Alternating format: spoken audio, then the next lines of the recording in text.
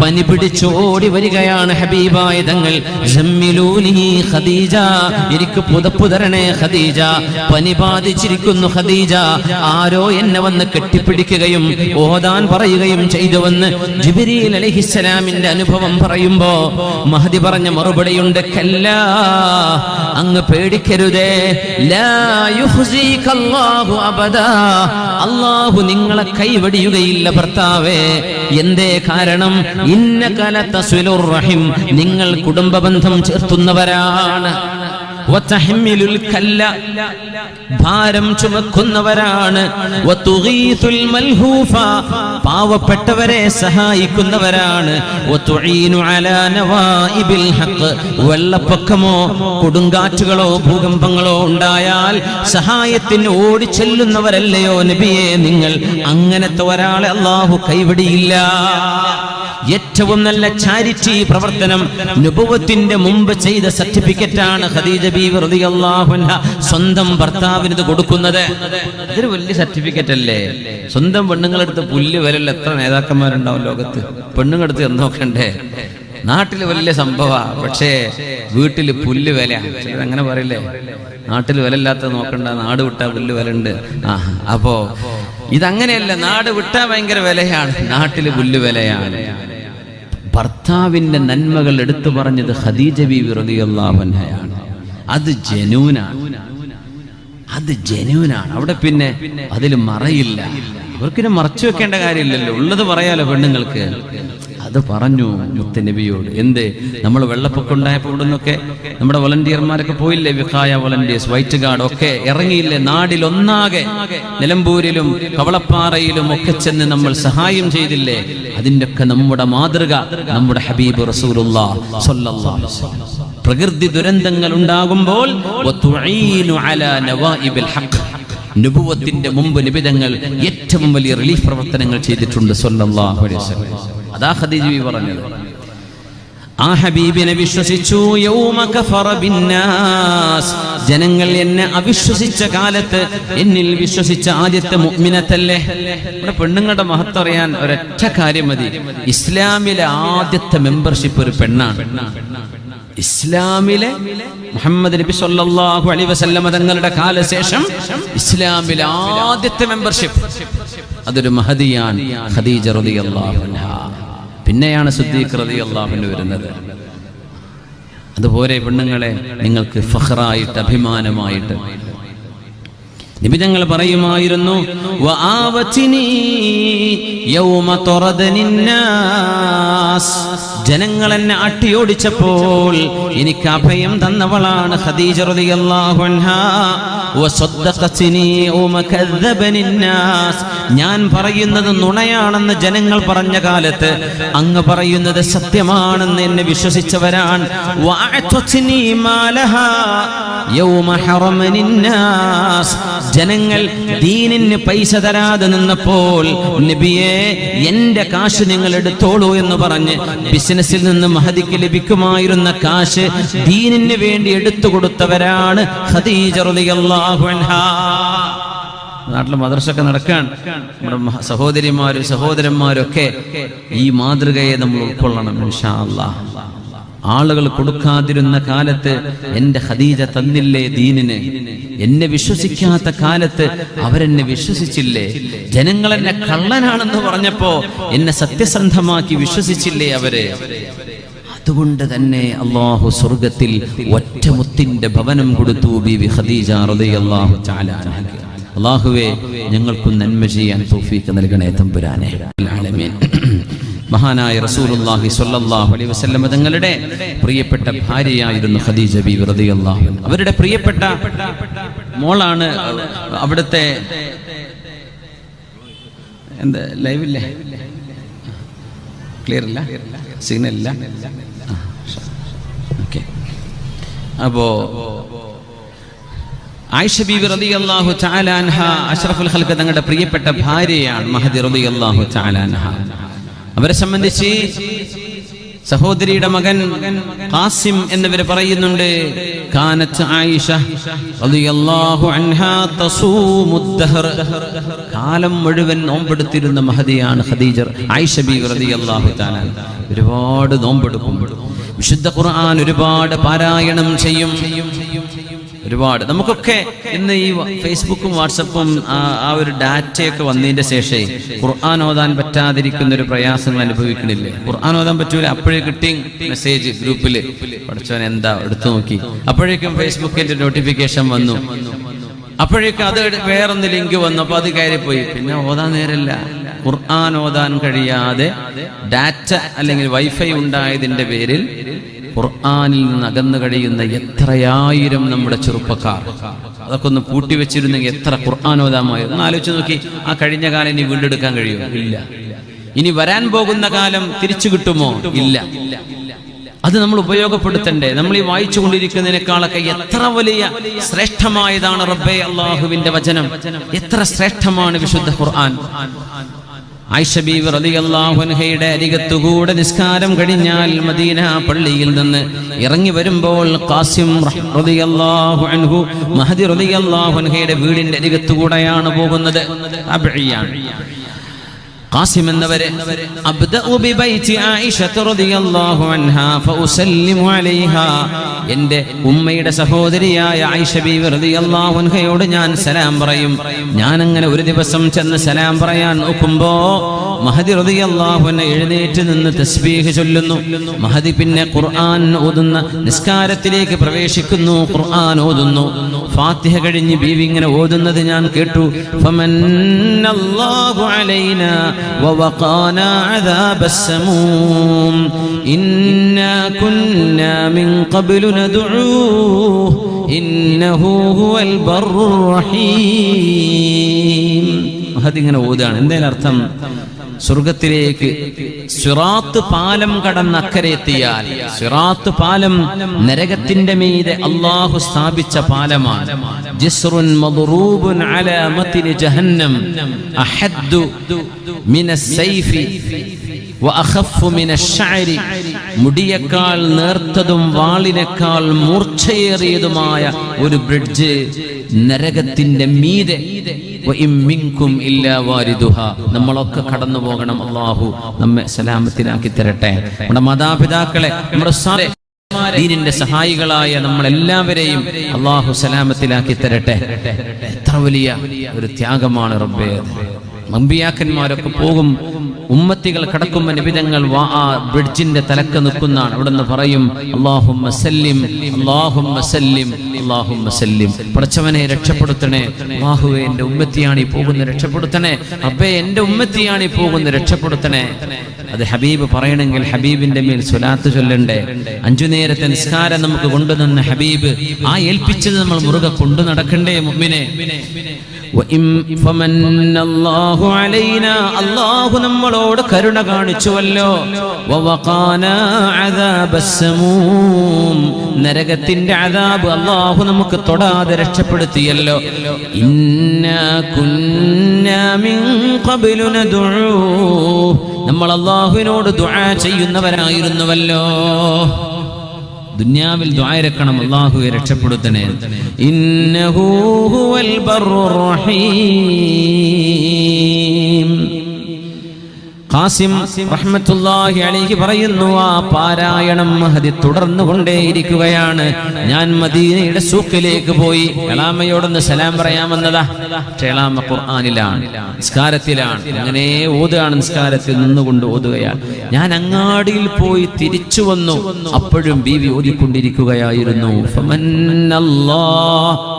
فمن الله علينا ووقانا عذاب السموم إنا كنا من قبل ندعوه إنه هو البر الرحيم فذكر فما أنت بنعمة ربك بكاهن ولا مجنون.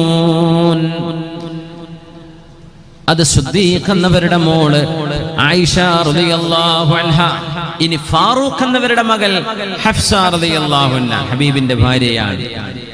നിബിതങ്ങളുടെ ഭാര്യമാരുമായി ഒരു പിണക്കം നടന്ന കാലം, നിബിതങ്ങളുടെ ഭാര്യമാരെ അല്ലാഹുവിന്റെ റസൂൽ അവർക്ക് ഭൗതിക സാഹചര്യങ്ങൾ വേണമെന്ന ഡിമാൻഡിന്റെ മേൽ അവരെ ത്വലാഖ് ചൊല്ലി മറ്റൊരാളെ വിവാഹം ചെയ്യാൻ അനുമതി നൽകണോ എന്ന് തീരുമാനിച്ച് അവരുടെ വിഷയത്തിൽ തീരുമാനമെടുക്കാൻ പോകുമ്പോ ജിബ്രീൽ അലൈഹിസ്സലാം ഓടി വന്ന് നിബിതങ്ങളോട് പറയുന്നു, റാജിഅ ഹഫ്സ ഫഇന്നഹാ സവ്വാമത്തുൻ ഖവ്വാമ.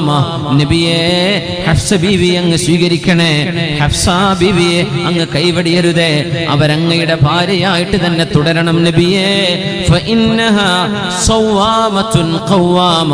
അവരൊരുപാട് നിസ്കരിക്കുന്നവരാണ്, ഒരുപാട് നോമ്പെടുക്കുന്നവരാണ്. ഇവരൊക്കെ ചെറിയ പ്രായക്കാരാണ്, യുവതികളാണ്, പക്ഷെ ഇബാദത്തിൽ മുമ്പിലാണ്. മുഅ്മിനത്തുകളെ, സീരിയലും സിനിമയും തീർന്നിട്ട് ഈ ലോകത്ത് മരിക്കാൻ വരെ നേരം കിട്ടൂല. യൂട്യൂബിലെ വീഡിയോ കണ്ട് തീർന്നിട്ട് മരിക്കാൻ നേരം കിട്ടൂല.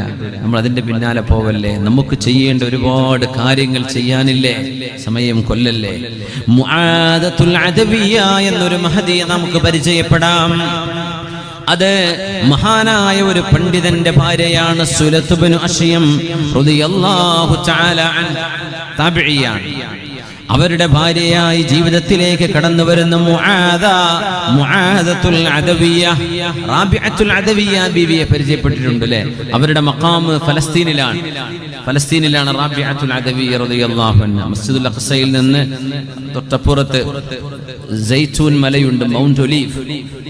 സൽമാൻ അൽ ഫാരിസി തങ്ങളെ സിയാറത്ത് ചെയ്താൽ ഒന്നുകൂടെ മുമ്പോട്ട് ഒരു ഇറക്കത്തിലേക്ക് ചെന്നാൽ എവിടെയാണ് റാബിഅത്തുൽ അദവിയ റളിയല്ലാഹു അൻഹ. വലിയ ഫഖീഹത്തും വലിയ ആബിദത്തുമായിരുന്ന മഹദി. അതുപോലെ അറിയപ്പെട്ട ഒരു മഹദിയാണ് മുആദ് സ്വഹാബിയുണ്ട്, മുആദ എന്ന താബിഇയത്താണ്. മുആദത്തുൽ അദവിയ റളിയല്ലാഹു അൻഹ. വിവാഹം നടക്കുന്ന ദിവസമാണ്. എന്തെല്ലാം കോപ്രായങ്ങളാണ് നമ്മളൊക്കെ കാട്ടിക്കൂട്ടുന്നത് വിവാഹത്തിന്റെ തലേ ദിവസവും അതിന്റെ 2 ദിവസം മുമ്പും അന്നും ഒക്കെ. എന്തൊക്കെ ആ പരിപാടിയൊക്കെ നിന്നിക്കണല്ലേ ഇപ്പൊ അല്ലേ? നിർത്തിയില്ലേ? JCB കൊണ്ടുപോലൊക്കെ നിർത്തിയില്ല ഇപ്പൊ?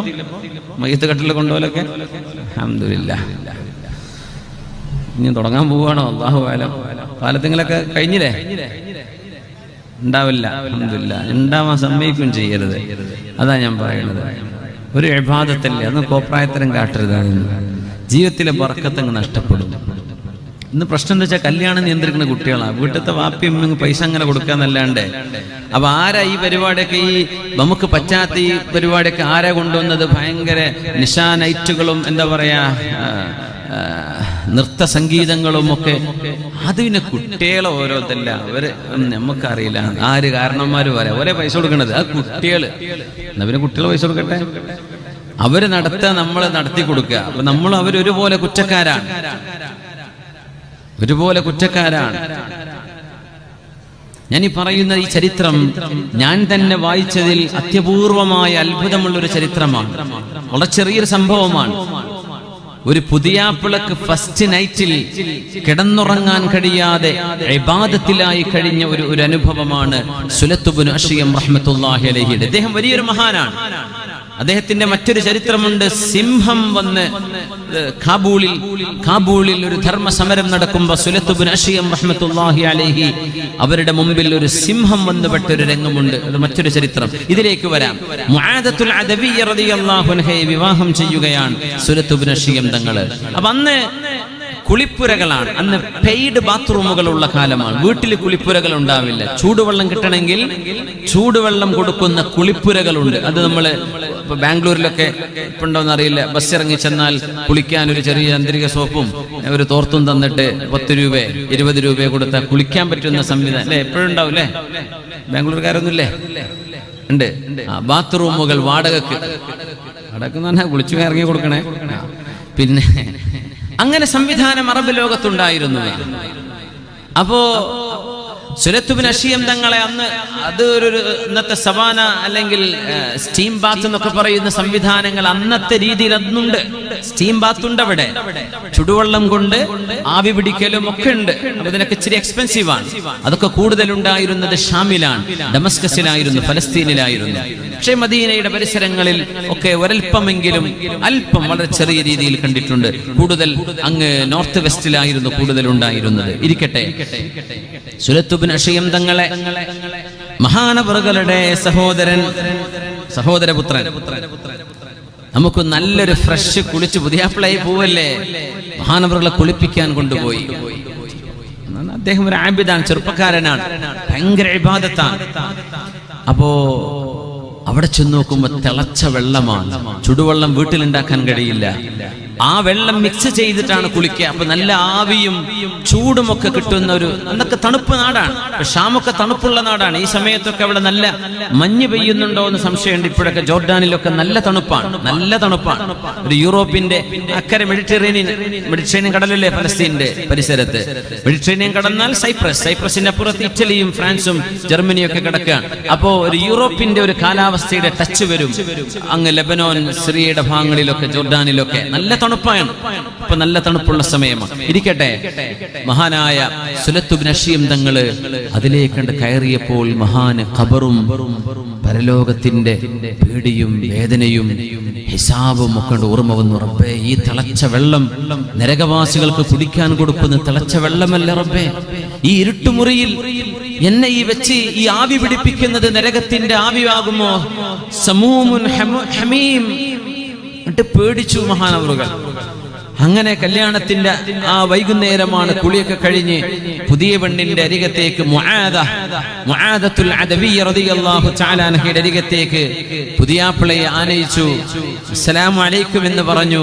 മഹാനവറുകൾ നേരെ മുസല്ല വിരിച്ചു. അല്ലാഹു അക്ബർ. നിസ്കാരത്തിലേക്ക് പ്രവേശിച്ചു. അപ്പൊ പുതിയണ്ണ് പിന്നെ എന്താ ഇപ്പൊ എന്റെ ഭർത്താവിന്റെ കഥ എന്ന് പറഞ്ഞിരുന്നില്ല. അവരും പോയി wudu എടുത്തു, മുസല്ല വിരിച്ചു. അല്ലാഹു അക്ബർ.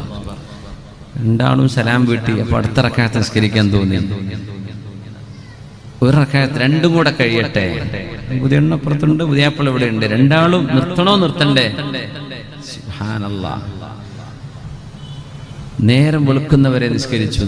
അതിൽ ജ്യേഷ്ഠന്റെ മകൻ വന്ന് ചീത്ത പറഞ്ഞു, ഇങ്ങനെ പുതിയാപ്പിള ചെയ്യല്, നേരം വെളുക്കുന്നവരെ നിസ്കരിക്കാനാ പോയി കല്യാണം കഴിച്ചു കൊടുത്തത്? ഒന്ന് വർത്തമാനം അറിഞ്ഞിരിക്കേണ്ട, ഒന്ന് പരിചയപ്പെടേണ്ട ദിവസല്ലേ ഇത്? എന്ത് പരിപാടിയാണ്? അപ്പൊ പറഞ്ഞു, സഹോദര, പരലോകം നീ എനിക്ക് ഓർമ്മപ്പെടുത്തി, ഞാനതിൽ പേടിച്ചുപോയി. ഇങ്ങനൊരു സംഭവം ചരിത്രത്തിൽ അത്യപൂർവമാണ്. അത് സുലത്ത് ബിൻ അഷിയം റഹ്മത്തുള്ളാഹി അലൈഹിയിൽ സംഭവിച്ചൊരു അത്ഭുതമാണ്. അവരുടെ ഭാര്യയും അങ്ങനെ തന്നെയാണ്, മുആദത്തുൽ അദവിയ്യ റളിയല്ലാഹു തആല അൻഹ. മഹാന്റെ കൂടെ ഒരു യുദ്ധത്തിന് സംബന്ധിച്ചപ്പോ അവര് പറയാണ്, ഒറ്റക്ക് കുറ്റിക്കാടിന്റെ മറവിൽ പോയി മഹാൻ നിസ്കരിക്കുമായിരുന്നു. അപ്പോ ഞാൻ പിന്നാലെ കൂടി, ഒരാൾ പറയുന്നു, ഞാൻ പിന്നാലെ ചെന്നു, എന്താണ് അവർ ചെയ്യുന്നത് എന്ന്. യസീദ് ഇബ്നു വാഹിദ് റഹ്മത്തുള്ളാഹി അലൈഹി അദ്ദേഹം പറഞ്ഞു, ഞാനൊരു മരത്തിന്റെ മീതെ കയറി, ഞാൻ താഴെ നിന്നു. അപ്പോഴാണ് ഒരു സിംഹത്തിന്റെ ഗർജനം കേൾക്കുന്നത്. ഞാൻ പേടിച്ചു. ഞാനങ്ങ് മരത്തിന്റെ മീതെ കയറി. എല്ലാവരും ഉറങ്ങാണ്, സൈന്യം. രാത്രിയിൽ അവർ വിശ്രമിക്കുകയാണ്. പക്ഷേ സുലത്ത് റഹ്മത്തുള്ളാഹി അലൈഹി നിസ്കാരത്തിലാണ്, തഹജ്ജുദിൽ. സുബ്ഹാനല്ലാഹ്, ആ സിംഹം വന്നു. ഞാൻ എന്നെ കടിക്കുമോ എന്ന് പേടിച്ച് മരത്തിന്റെ മുകളിൽ പേടിച്ചു നിൽക്കുകയാണ്.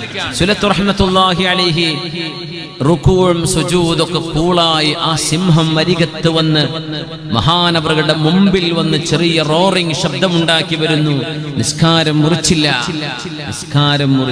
റബ്ബേ, സലാം വീട്ടുന്നവരെ ആ സിംഹം അരികത്ത് ഇങ്ങനെ ചാരിങ്ങനെ നിന്നിങ്ങനെ പോയി. മഹാനായ റഹ്മത്തുള്ളാഹി അലൈഹിയെ ഒന്നും ചെയ്തില്ല. ആ നോക്കി നിന്ന ആള് പറയാൻ, യസീദ് ഇബ്നു വാഹിദ് എന്നവർ പറഞ്ഞു, ഞാൻ വിചാരിച്ചു ഇപ്പൊ കടിക്കും. അപ്പൊ കടിച്ചില്ല. റുക്കൂയിൽ കടിക്കുമായിരിക്കും, അപ്പോഴും കടിച്ചില്ല. സുജൂദിലെത്തിയ ഉറപ്പായിട്ട് തലക്ക് കടിക്കുമായിരിക്കും, കടിച്ചില്ല. ഇങ്ങനൊരു മഹാത്ഭുതം ഞാൻ മഹാനെ കണ്ടു. എന്നിട്ട് ഞാൻ നേരം വെളുക്കുന്നവരെ ആ മഹാന്റെ പിന്നിൽ നിന്നു. ആ മഹാൻ കരഞ്ഞുകൊണ്ട് ദുആ ചെയ്യുന്നുണ്ട് അല്ലാഹുവിനോട്. ആ ദുആ എന്നെ കരയിപ്പിച്ചു. പക്ഷേ ഞാനിത് കാണുന്നത് അവരറിഞ്ഞിട്ടില്ല. അങ്ങനെ സുബ്ഹിയാകുന്നതിന്റെ മുമ്പ് ക്യാമ്പിൽ എല്ലാവരും ഉറങ്ങുന്നിടത്തേക്ക് ഇദ്ദേഹം തിരിച്ചു വന്നു.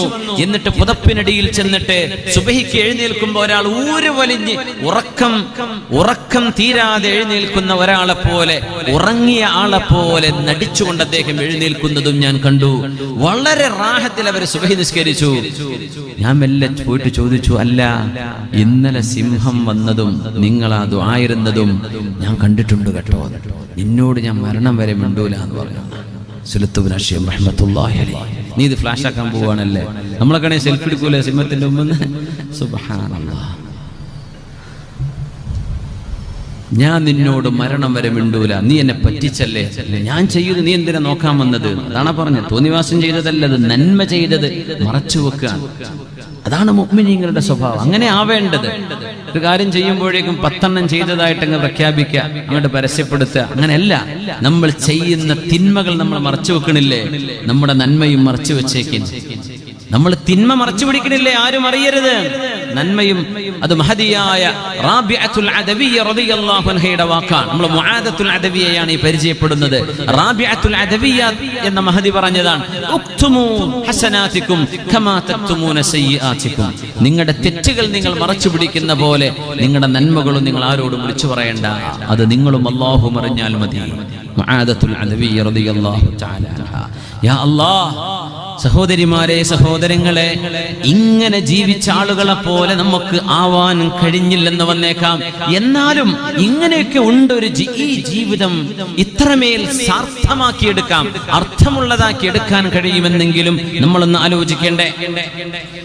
മഹദി റളിയല്ലാഹു തആല അൻഹ രാത്രിയായാൽ ഈ പുതിയ പെണ്ണ് മഹദിയായ മുആദത്തുൽ അദവിയ്യ റളിയല്ലാഹു അൻഹ പറയും, നേരം വെളുത്താൽ അല്ലാഹു എനിക്കൊരു പകൽ തന്നു, ഈ പകലിൽ ഞാൻ മരിച്ചേക്കാം. അപ്പൊ രാത്രി വരെ ഇബാദത്താണ്. രാത്രി അബ്ബേ ഈ ഉറക്കത്തിൽ ഞാൻ മരിച്ചാലോ, അപ്പോഴും ഇബാദത്താണ്. അറിയാതെ ഉറങ്ങിപ്പോകുന്ന ഉറക്കമൊഴികെ. മഹാനായ സാബിത്തുൽ ബുനാനി റഹ്മത്തുള്ളാഹി അലൈഹി, അവരുടെ ഭർത്താവ് സുലത്തുബ്നു അശ്യം തങ്ങളും അവരുടെ മോനും ഷഹീദായ വിവരം മഹദി റളിയല്ലാഹു തആല അൻഹയെ അറിയിക്കുകയാണ്. ആ രംഗം സാബിത്തുൽ ബുനാനി തങ്ങൾ റിപ്പോർട്ട് ചെയ്യുന്നുണ്ട്. ഭർത്താവ് മരിച്ചു, സുലത്തുബ്നു അശ്യം എന്നവരാ യുദ്ധത്തിൽ. മകനും മരിച്ചിട്ടുണ്ട്. രണ്ടാളും മരിച്ചു എന്ന് എങ്ങനെ ഒരു വീട്ടുകാരോട് എന്ന് പറയാ? ഇന്ന് സുബ്ഹാനല്ലാഹ്, ഇന്ന് എൻ്റെ വളരെ പ്രിയപ്പെട്ട ഒരു സുഹൃത്ത് ഷൊർണൂരുള്ള അവരുടെ ഓങ്ങല്ലൂര്, ഇന്ന് പട്ടാമ്പിക്കടുത്ത ഓങ്ങല്ലൂര്, എവിടെയാണ് ഓങ്ങല്ലൂര്? ചെർപ്പളശ്ശേരി അടുത്ത് അല്ലേ? ഓങ്ങല്ലൂരിൽ അദ്ദേഹത്തിന്റെ എൻ്റെ സുഹൃത്ത് അബൂബക്കർ സഹാജിയുണ്ട്. അദ്ദേഹത്തിന്റെ ജ്യേഷ്ഠൻ ഇന്ന് വൈകുന്നേരം ഉച്ചക്ക് മരണപ്പെട്ടു. അദ്ദേഹത്തിന്റെ മകൻ ഇന്നലെ മരണപ്പെട്ടു. മകൻ മരണപ്പെട്ടത് വാപ്പയെ അറിയിക്കാൻ കഴിയാത്ത വിധം അദ്ദേഹം രോഗാവസ്ഥയിൽ ഒരു കോമാ സ്റ്റേജിൽ കിടക്കുകയാണ്. അദ്ദേഹത്തോട് പറഞ്ഞ് 10 മിനിറ്റിനകം അദ്ദേഹവും മരിച്ചു, വാപ്പയും മകൻ മരിച്ചു എന്ന് പറഞ്ഞു കൊടുത്തതാണ്. അപ്പോഴേക്കും വാപ്പയും അസുഖമായി മകൻ ബ്ലഡ് ക്യാൻസർ ആയിട്ട് 2 മാസം ചികിത്സയിലായിരുന്നു. അല്ലാഹു. ഒരാൾ ഉമ്മർ കുട്ടി, മകൻ വാപ്പ അഹമ്മദ് കുട്ടി എന്നാണ് എൻ്റെ ഓർമ്മ ശരിയാണെങ്കിൽ. 2 പേർക്കും അല്ലാഹു നീ പുറത്തു കൊടുക്കണേ തമ്പുരാനെ, സലാമത്ത് കൊടുക്കണേ തമ്പുരാനെ. മരിച്ചു എന്ന വിവരം അറിയിക്കുമ്പോൾ മനസ്സിൽ താങ്ങാൻ കഴിയില്ലല്ലോ, അങ്ങനെയല്ലേ? മഹാനായ മുഹമ്മദ് അലി ശിഹാബ് തങ്ങൾ അവറുകൾ അവസാന കാലം തങ്ങൾ അമേരിക്കയിൽ നിന്ന് ചികിത്സ കഴിഞ്ഞ് വന്നപ്പോഴും ഭാര്യ വഫാത്തായത് തങ്ങളോട് അറിയിച്ചിരുന്നില്ല എന്നാണ്. അത് മെല്ലയാ അറിയിച്ചത്. തങ്ങൾക്ക് എന്തെങ്കിലും ഇമോഷണലായി പോകുമോ? പക്ഷേ എല്ലാം അവധാനതയോടുകൂടെ കൈകാര്യം ചെയ്ത സയ്യിദ് അവറുകൾ ഭാര്യ വഫാത്തായിട്ടുണ്ടെന്ന് അറിയിച്ചു കൊടുത്തപ്പോ അവരുടെ ഖബറൊന്ന് കാണിച്ചു തരും, ഞാൻ പോയി നിസ്കരിക്കട്ടെ അവിടെ എന്ന് പറഞ്ഞ് ഖബറിങ്കിലേക്ക് നീങ്ങിയ മഹാനായ മർഹൂം സയ്യിദ് മുഹമ്മദ് അലി ശിഹാബ് തങ്ങൾ അവറുകൾ. നമുക്കൊക്കെ മരണവാർത്ത സ്വീകരിക്കാൻ വലിയ പ്രയാസമാണ്. സാബിത്തുൽ ബുനാനി തങ്ങൾ പറയാൻ, മുആദത്തുൽ അദവിയ്യ റളിയല്ലാഹു അൻഹയോട് നിങ്ങളുടെ ഭർത്താവ് സുലത്തുബ്നു അശ്യം തങ്ങളും നിങ്ങളുടെ മകനും മരണപ്പെട്ടിട്ടുണ്ട്, ഷഹീദുകളാണ് എന്ന് പറയാൻ ചെല്ലുമ്പോൾ ഒരു കൂട്ടം പെണ്ണുങ്ങൾ വന്നപ്പോൾ മഹദി അവരോട് പറഞ്ഞൊരു വാക്കുണ്ട്, മർഹബൻ ബികുന്ന ഇൻ കുൻതുന്ന ജിഅ്തുന്ന ലിതുഹന്നിഅനി. നിങ്ങൾ എന്നെ ആശ്വസിപ്പിക്കാനും നിങ്ങൾ എന്നെ അഭിനന്ദനം അറിയിക്കാനാണ് വന്നിട്ടുള്ളതെങ്കിൽ നിങ്ങൾക്ക് വരാം. അഭിനന്ദനങ്ങൾ, കൺഗ്രാജുലേഷൻസ്. അങ്ങനെ ഉണ്ടോ? മരിച്ചൊരു വീട്ടിൽ ചെന്നിട്ട് അഭിനന്ദനങ്ങൾ എന്ന് പറയൂ ആരെങ്കിലും? നിങ്ങൾ എന്നോട് പറയേണ്ടത് അഭിനന്ദനങ്ങൾ മുആദ, നിങ്ങൾ സന്തോഷിച്ചോളൂ എന്നാണ് പറയാൻ. അങ്ങനെയാണെങ്കിൽ വന്നോളൂ എന്നല്ലാതെ എന്റെ ഭർത്താവ് മരിച്ചു എന്ന് പറഞ്ഞ് ഇവിടെ ഇരുന്ന് കരയാനാണെങ്കിൽ എന്റെ വീട്ടിലേക്ക് കയറരുത് എന്നവരെ പറഞ്ഞയച്ച മഹദി കൂടിയാണ് മുആദത്തുൽ അദവി റളിയല്ലാഹു അൻഹ. എന്തേന്നറിയോ? മുസീബത്തുകളെ സ്വീകരിക്കാനുള്ളൊരു മനക്കരുത്ത് നമുക്ക്. ഈ ലോകം അങ്ങനെയാണ്. എപ്പോഴും നമ്മൾ വിചാരിക്കണം നമ്മൾ മരിക്കും, നമ്മുടെ കുടുംബം, നമ്മുടെ മക്കള് ഒക്കെ, അവർക്കൊക്കെ പരീക്ഷണങ്ങൾ വരും. നമ്മൾ അതറിയണം, അത് ചിന്തിക്കണം, അത് സ്വീകരിക്കാൻ മനസ്സുകൊണ്ട് തയ്യാറാവണം. പെട്ടെന്ന് ഷോക്കായി മരിക്കുക, അതിന്റെ ആവശ്യമില്ല. ഈ ലോകം അങ്ങനെയാണ്. നമ്മുടെ ഇഷ്ടപ്പെട്ടവർ നമ്മളെ വേർപിരിഞ്ഞു എന്ന് അടുത്ത ഒരു മണിക്കൂറിനുള്ളിൽ കേൾക്കേണ്ടി വന്നേക്കാം. ഇന്നാ ലില്ലാഹി വ ഇന്നാ ഇലൈഹി റാജിഊൻ. അഫീറത്തുൽ ആബിദ റളിയല്ലാഹു തആല അൻഹ മറ്റൊരു മഹദി. ഈ മുആദ മഹദിയെ കുറിച്ച് പറയുന്നുണ്ട്. മരണം ആസന്നമായപ്പോൾ മുആദ ബിവി റളിയല്ലാഹു അൻഹ മരണമാസന്നമായപ്പോൾ ചിരിക്കുകയും കരയുകയും ചെയ്തിട്ടുണ്ട്. ആദ്യം കരഞ്ഞു, പിന്നെ അങ്ങ് ചിരിച്ചു. അപ്പൊ മരണാസന്നമായി കൊണ്ടിരിക്കുകയാണ്. മുആദ ബീവിയോട് ചോദിച്ചു, ഒരു താബിഇയ്യത്താണ്, സ്വഹാബിയത്തല്ല, എന്തിനാണ് നിങ്ങൾ ബക്കൈതി സുമ്മ ദഹക്തി, മുആദ നിങ്ങൾ കരഞ്ഞുവല്ലോ പിന്നെ ചിരിച്ചുവല്ലോ, ഫമിമ്മൽ ബുകാഉ വമിമ്മൽ ദഹക്, എന്തിനാണ് നിങ്ങൾ ചിരിച്ചത്, എന്തിനാണ് കരഞ്ഞത്, ഒന്ന് പറഞ്ഞു തരാൻ കഴിയുമോ? അപ്പൊ മെല്ലെ ഇങ്ങനെ പറഞ്ഞു കൊടുക്കുക. സഖറാത്തിൽ കിടക്കുന്ന മഹദി, യാ അല്ലാഹ്, ഞാൻ കരഞ്ഞത്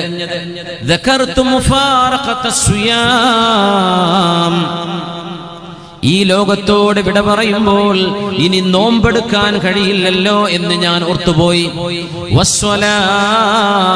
നിസ്കരിക്കാൻ കഴിയില്ലല്ലോ എന്ന് ഓർത്തുപോവുകയാണ്. അപ്പോഴെനിക്ക് സങ്കടം തോന്നി. എന്നോടൊരാൾ പറഞ്ഞു, രാത്രിയാവാൻ കൊതിയാണിപ്പോ, തഹജ്ജുദ് നിസ്കരിക്കാലോ എന്ന് വിചാരിച്ചിട്ട് രാത്രിയാവാൻ കൊതിയൂറി നടക്കുകയാണ്. അതൊക്കെ ഒരു വലിയ ഈമാനിന്റെ വാക്കാണ്.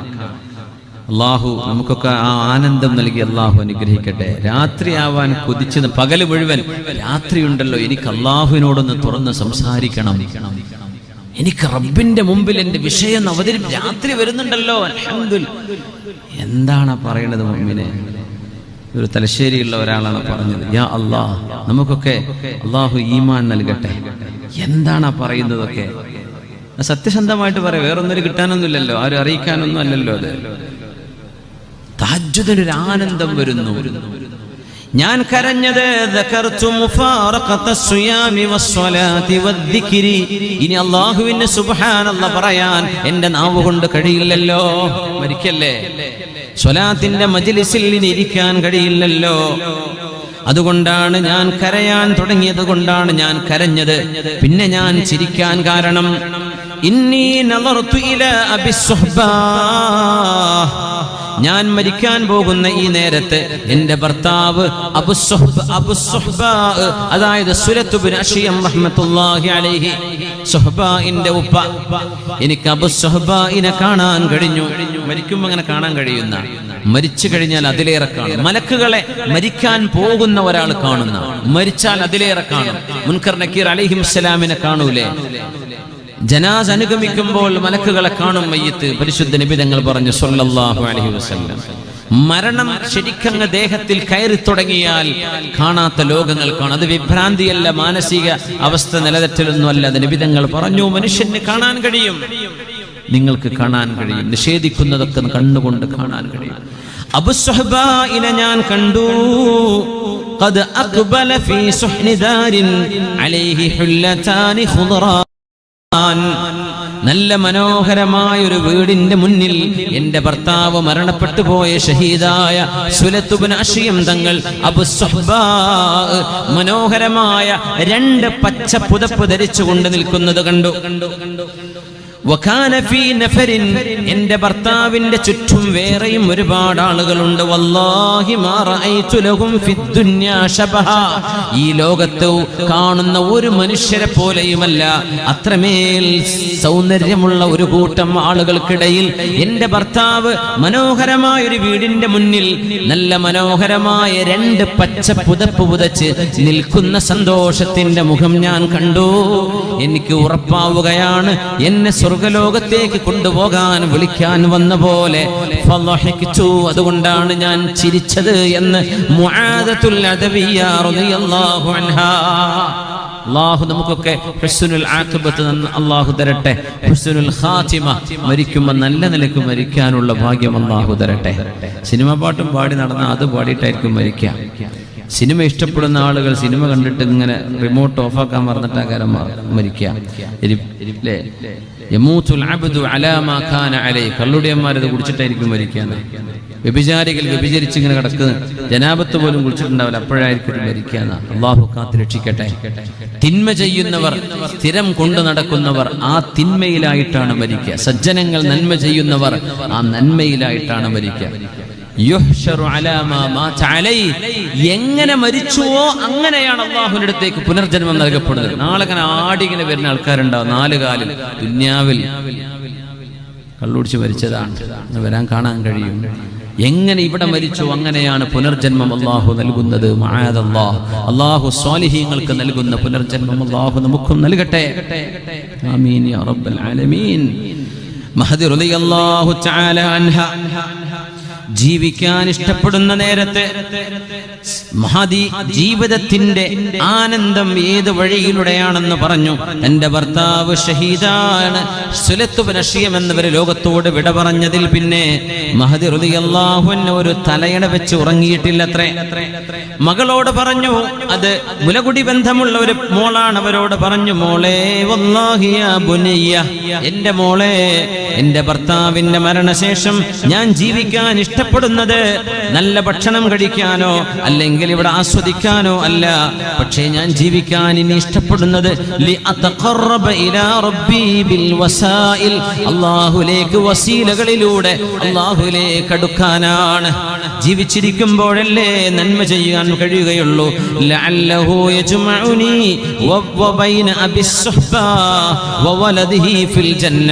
നാളെ സ്വർഗ്ഗത്തിൽ അബുസ്സുഹ്ബാന്റെ കൂടെ എന്റെ മകന്റെ കൂടെ സ്വർഗ്ഗത്തിൽ ഒരുമിച്ച് കൂടാൻ ഞാനൊന്ന് അധ്വാനിക്കണ്ടേ? അതിനാണ് ഞാൻ വരുന്നത്, അതിനാ ഞാൻ ഇനി ജീവിക്കുന്നത്. മരിച്ചത് പുഞ്ചിരിച്ചുകൊണ്ട്. ഉമ്മമാരെ, നമ്മുടെ മക്കളൊക്കെ മദ്രസയിലേക്കെങ്കിലും ഒരു നല്ല രീതിയിൽ പറഞ്ഞയച്ച് അവർക്കൊരു സന്തോഷം വരുന്ന രീതിയിൽ അവരെ ഒരുക്കി കൊടുത്ത്. ഒരു കുട്ടി ഇങ്ങനെ മദ്രസക്ക് റബീഉൽ അവ്വലിൽ പ്രസംഗിക്കുന്ന ഒരു പ്രസംഗം കണ്ടല്ലോ, ഉമ്മമാരൊന്നും രാവിലെ ഭക്ഷണം ഉണ്ടാക്കി കൊടുക്കണില്ല, അവർക്ക് അടുക്കള മുമ്പ് സമരത്തിന് ഇറങ്ങാൻ പോവാന്നൊക്കെ പറഞ്ഞിട്ട് വളരെ അല്ലേ, എന്തൊരു നല്ലൊരു പവർഫുൾ സ്പീച്ചാണത്. രാവിലെ കുട്ടിക്ക് ബിസ്ക്കറ്റും തണുത്ത ചായയും കൊടുത്തിട്ട് വിടുന്നത്. പിന്നെ എങ്ങനെ ഞങ്ങൾക്ക് ഉസ്താദിന്റെ വക 2 അടി വേറെയും, അങ്ങനെ ആകെ ഉറക്കം തൂങ്ങി ഉന്മേഷമില്ലാതെ മദ്രസക്ക് പോകുന്നത്. ഞങ്ങൾക്കൊരു നല്ല ഭക്ഷണന്മാരെ ഈ വാട്സപ്പൊക്കെ ഒന്ന് കൂട്ടിച്ചുണ്ടാക്കി തന്നൂടെ? ഇനിയും ഒരു നല്ല ചായയും കടിയും തരുന്നില്ലെങ്കിൽ ഞങ്ങൾ ഇനി അടുക്കളുടെ മുമ്പിൽ നിരാഹാര സമരം കിടക്കാൻ തന്നെ തീരുമാനിച്ചു എന്നൊക്കെ പറഞ്ഞ് ഒരു കൊച്ചു കുട്ടിയുടെ ഒരു രസകരമായ ഒരു ഭാഷണം. അതൊക്കെ റബീഉൽ അവ്വലിന്റെ സമയത്തേ കിട്ടുള്ളൂ. അത് ഹറാമെന്ന് പറഞ്ഞിടന്നാൽ പിന്നെ ഇതൊന്നും കേൾക്കാനുള്ള അവസരം ഉണ്ടാവില്ല. അപ്പോ ഇതൊരു വലിയ മെസ്സേജാണ്. ഇതൊരു വലിയ മെസ്സേജാണ്. നമ്മൾ നമ്മുടെ ദീനിനോട് കാണിക്കുന്ന അഭിനിവേശം, അതിനോട് കാണിക്കേണ്ട സ്നേഹം, അത് കുറഞ്ഞു പോകുന്നതിന്റെ ഒരു ലക്ഷണമാണത്. സ്കൂളിലൊക്കെ പോകണമെങ്കിൽ ഷൂ ഒക്കെ കറക്റ്റ് തന്നെയല്ലേ? സോക്സ് എടുത്തില്ലേ? നിറം മാറിയിട്ടൊന്നുമില്ലല്ലോ? റൈറ്റ് ലെഫ്റ്റ് ഒക്കെ ഓക്കെ അല്ലേ? ബാഗ് എടുത്തോ, അതെടുത്തോ, ഇതെടുത്തോ? ബസ് വരാനായി ഇപ്പൊ തന്നെ പോയിരുന്നോ? മദ്രസക്ക് ആ കുട്ടി പല്ലും തേക്കാണ്ടങ്ങ് എഴുന്നേറ്റ് ഉമ്മ വന്നതും പോയതും വന്നതും ഉമ്മ അറിഞ്ഞിട്ടില്ല, അപ്പോഴൊക്കെ ഉമ്മ ഉറങ്ങുകയാണ്. അങ്ങനത്തെ എത്ര വീടുകളുണ്ട് മുഅ്മിനെ? നമ്മൾ ആലോചിച്ച് നോക്കി. എന്താണെന്നറിയോ, നമുക്കതിന്റെ വില മനസ്സിലാവാത്തത്. ഒരു ഇസ്ലാമിലേക്ക് കടന്നു വന്ന ഒരു പൊതു മുസ്ലിം, അവരുടെ കൽബിലെ ഈമാനെങ്കിലും നമുക്ക് വേണമെന്ന് പറയാം. അവരുടെ കൽബിലെ ഈമാൻ എത്ര വലിയ ഈമാനാണ് അവർക്ക്. നമുക്കിതിനെ വെറുതെ കിടും. ഏതൊരു സാധനം വെറുതെ കൊടുത്താൽ വില ഉണ്ടാവില്ല എന്ന് പറഞ്ഞ വെറുതെ അല്ല അല്ലേ? നമുക്കത് വെറുതെ കിട്ടിയപ്പോൾ നമുക്ക് വില മനസ്സിലായിട്ടില്ല. ഇതിനൊക്കെ ദാഹിച്ച് നടക്കുന്ന ആളുകളുണ്ട് മുഅ്മിനീങ്ങളെ. അല്ലാഹു നമുക്ക് ഈമാനിന്റെ മധുരം അല്ലാഹു അറിയാൻ തൗഫീഖ് നൽകട്ടെ. ആമീൻ യാ റബ്ബൽ ആലമീൻ. അള്ളാഹുവിനോട് സ്നേഹമുണ്ടോ, നബിതങ്ങളോട് സ്നേഹമുണ്ടോ എന്ന് നമ്മൾ ആലോചിക്കുമ്പോൾ ഒരുപാട് ആളുകൾ പറഞ്ഞു, ഞങ്ങൾക്ക് സ്നേഹമുണ്ട്, ഞങ്ങൾക്ക് സ്നേഹമുണ്ട്. അപ്പൊ അള്ളാഹു പറഞ്ഞു, എന്നാൽ ഞാനൊരു കാര്യം ചെയ്യട്ടെ, ഒന്ന് ടെസ്റ്റ് ചെയ്യട്ടെ, നിങ്ങൾക്ക് സ്നേഹമുണ്ടോ ഇല്ലേ എന്നറിയാൻ. സ്നേഹമുണ്ടോ എന്ന് ചോദിച്ചപ്പോ സ്നേഹമുണ്ടെന്ന് പറഞ്ഞ് അവകാശം പറഞ്ഞ് ഒരുപാട് ആളുകൾ വന്നപ്പോ, ഖുൽ ഇൻ കുൻതും തുഹിബ്ബൂനല്ലാഹ് ഫത്തബിഊനി യുഹ്ബിബുകുമുല്ലാഹ് വയഗ്ഫിർ ലക്കും ദുനൂബകും. അള്ളാഹിനോട് സ്നേഹമുണ്ടല്ലേ? എന്നാൽ ഫത്തബിഊനി, നിങ്ങൾ മുഹമ്മദ് റസൂലുള്ളാഹി സ്വല്ലല്ലാഹു അലൈഹി വസല്ലമ തങ്ങളെ പിൻപറ്റണമേ, പിന്തുടരണമേ. അത് നിങ്ങൾ ചെയ്യുന്നുണ്ടോ? എന്നിട്ട് സ്നേഹം പറഞ്ഞാൽ അത് ശരിയാണ്. എന്താണ് സ്നേഹം? എന്താണ് സ്നേഹം? എന്താണ് പ്രേമം? എന്താണ് പ്രേമം, അനുരാഗം എന്ന് ചോദിച്ചാൽ അതിനൊരു ഡെഫിനിഷൻ കൊടുക്കാൻ കഴിയുമെങ്കിൽ മഹാനായ അബ്ദുല്ലാഹിൽ ഖുറശി തങ്ങൾ കൊടുത്തൊരു ഡെഫിനിഷൻ ഉണ്ട്. സ്നേഹം എന്താണ്? അൻതഹബ കുല്ലക ലിമൻ അഹ്ബബ്ത, നീ ഇഷ്ടപ്പെട്ട ആൾക്ക് നിന്നെ മുഴുവനായിട്ട് അങ്ങോട്ട് കൊടുക്കലാണ്. അതാണ് സ്നേഹം. നീ ഇഷ്ടപ്പെടുന്ന ഒരാൾക്ക് നിന്നെ മുഴുവനായിട്ട് അങ്ങ് കൊടുക്കുക. എന്ത് ചോദിച്ചാലും വാങ്ങിച്ചു കൊടുക്കുക, അങ്ങനെയാണ്. എന്ത് ചോദിച്ചാലും കൊടുക്കുക. അപ്പൊ നിനക്കായിട്ട് ഒന്നുമില്ല, എല്ലാം അവർക്ക്.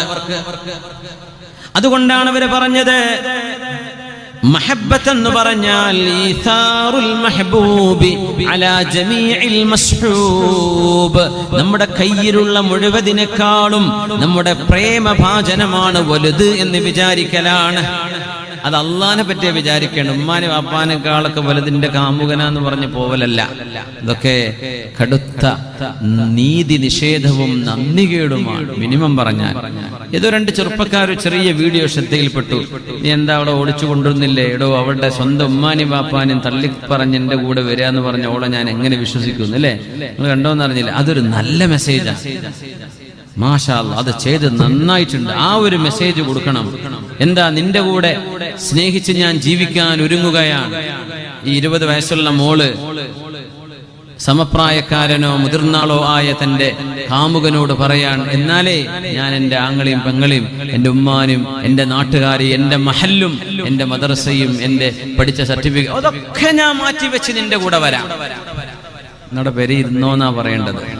നിന്റെ സ്വന്തം ഉമ്മയുടെ ഉപ്പയുടെ പൊരുത്തമില്ലാതെ നിന്റെ ഉമ്മയെയും ഉപ്പയെയും കണ്ണീരിലാഴ്ത്തി ആരെ നിനക്ക് സന്തോഷിപ്പിക്കാൻ കഴിയും? അവർ കണ്ണീര് കുടിക്കല്ലേ? ഓടിയവർ മുഴുവൻ തളർന്നിരിക്കുകയാണ്, ഓടിപ്പോയവർ മുഴുവൻ വേണ്ടില്ലായിരുന്നു എന്ന് അവരാവേശമാണ്. ചിലതെങ്കിലും വശംവതരാക്കാൻ വേണ്ടി കൈവിഷം പോലെയുള്ള സിഹറുകൾ ചെയ്തുകൊണ്ടെങ്കിലും ഇണയെ അല്ലെങ്കിൽ തന്റെ കൂട്ടുകാരിയെ വശംവതരാക്കാൻ സിഹറ് പോലും ഉപയോഗിക്കുന്നുണ്ടെന്നാണ് അറിഞ്ഞത്. അങ്ങനെ പിന്നെ അവർക്ക് രക്ഷപ്പെടാൻ കഴിയില്ല. ആര് പറഞ്ഞാലും പിന്തിരിയൂല, എന്ത് ഉപദേശിച്ചാലും അവർക്ക് തിരിയില്ല. അതൊരു വലിയ അപകടമാണ്. അതിനവസരങ്ങൾ ഉണ്ടാവാതിരിക്കട്ടെ. കുഴിയിൽ വീണിട്ട് വീഴണ്ടായിരുന്നു എന്ന് ചിന്തിച്ചിട്ട് കാര്യമില്ല. അത് വീണു, എല്ലാവരും കണ്ടു. അങ്ങനെയാണ്. അത് വീഴാതെ സൂക്ഷിക്കുക. അതുകൊണ്ട് സ്നേഹം അള്ളാഹു നൽകിയ വഴികളിലൂടെ ആവട്ടെ, അത് അനധികൃതമായ വഴികളിലൂടെ പോവാതിരിക്കട്ടെ. അങ്ങനെ തന്നെ നമ്മൾ ചിന്തിക്കണം. മഹാനായ അബൂബക്കർ അൽ-ഖത്താനി റഹ്മത്തുള്ളാഹി അലൈഹി സ്നേഹത്തിന്റെ ഒരു ഡെഫിനിഷൻ നൽകി മക്കയിലെ ഹറമിൽ നടന്ന ഒരു ചർച്ചയിൽ. മക്കയിൽ ഒരു ഹജ്ജിന്റെ സമയം മഹാന്മാരായ ആളുകൾ കൂടിയിരുന്ന് ഹറമിൽ ഒരു ചർച്ച നടക്കുകയാണ്. ഹറമിലെ ചർച്ച ഭയങ്കര രസകരമായ ചർച്ച. ജുനൈദുൽ ബഗ്ദാദി റഹ്മത്തുള്ളാഹി അലൈഹി അന്നൊരു ചെറിയ കുട്ടിയാണ്. അപ്പോ ഹറമിലുള്ള ചർച്ചയാണ്. നമ്മൾ ചർച്ച ചെയ്യുമ്പോൾ ഇവിടുന്ന് അൽബേ കിട്ടുക, KFC ഇവിടെ കിട്ടുക എന്നൊക്കെ. ഹറമിൽ ചെന്നിട്ട് സുബ്ഹാനല്ലാഹ്, അവിടെ നിന്നെങ്കിലും വല്ല കാരക്കും വെള്ളം കുടിച്ച് ജീവിച്ചാൽ പോരെ.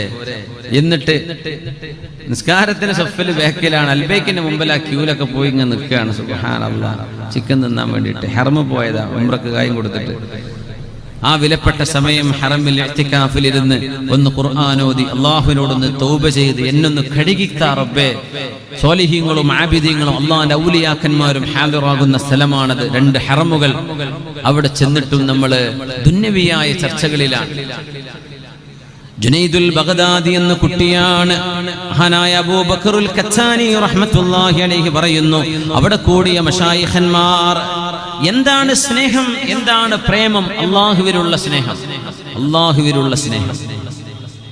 നമ്മുടെ നാട്ടിലെ സിനിമകളൊക്കെ ഇങ്ങനെ ജാതി മതം നോക്കണ്ട, പ്രേമിച്ചോ, ഡ്രൈവറുടെ കൂടെ ഇറങ്ങിപ്പോയിക്കോ, ഇതൊക്കെ പഠിപ്പിച്ചിരുന്നത്. അതാണ് നമ്മുടെ കുട്ടികൾ കാണുന്നത്, കേൾക്കുന്നത്.